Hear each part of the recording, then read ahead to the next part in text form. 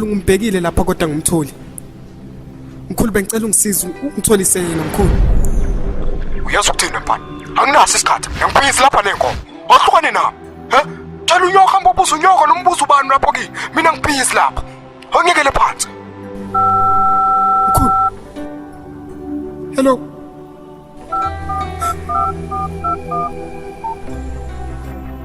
Baba bengicela ungisize. Ngizamile ukucela usizo kumkhulu, but akangisize.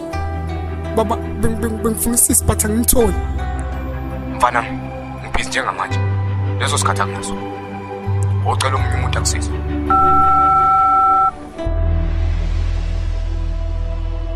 www.khumbuleka.com Bengicela ningifunisa. Kamgcine emfishane ngobude, sasiyingane sibancane, wayimhlophe ngokwebala. Mangicabanga una 16 ngokweminyaka, wayiphethe ikhulu isakhe laligcwele impahla. Kaze lapha ekhona usaphila na. Yena ubhuti wakho omdala oyimi samkhumbula na. Ngisamlindile namanje ngisamhlekile. Namhlanje ngibhalele ekhumbule ekhaya kade ngihlele ekhaya ngivula iBhayibheli ngoka-Isaya. Ngicabanga ngawe siswami ohamba lapha ekhaya. Ngiyathemba lisagijima igazi nami ubhuti wakho omdala usangazi.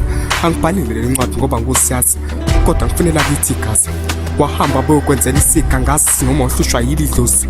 Inhliziyo yami igcwele ibasi, ngifisa uthola ithuba lokuyazi. Ngiyathemba bazokufuna beze bethole. www.khumbuleka.com Bengicela ningifundisa.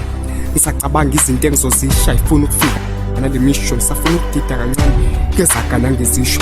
Wathi ngivele ngibhale www.khumbuleka.com Bengicela ningifundisa. Ngavele ngakhumbula sidla amasi nophuthu, wavela uthathu usibekele ngesuthu. Mosuthi ngibata dirantwe uridatsiba uyitibi marana ayitsiba. Ngivele ngidideka umqondo wavela ulahleke. Ngivele ngimshaya ngesixhosa ngithi hayi sister manje axoka nawe kanjalo umuku uthi ngithuka. Umama wayisazi isuthu ayivela ngihleke, nami ngangivele ngithule ngibabuke.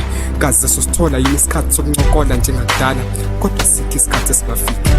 Wathi ngivele ngiqhubeke www.khumbuleka.com Bengicela ningifundisa.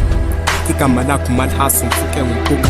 Mina ngithi uzwana uMashiya Mahle isiphalaphala intokazi enhle, and this is your brother uSithembiso Mofokeng.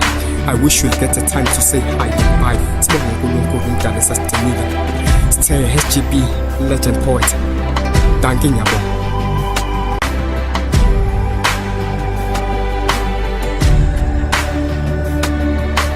Another one from Newcastle.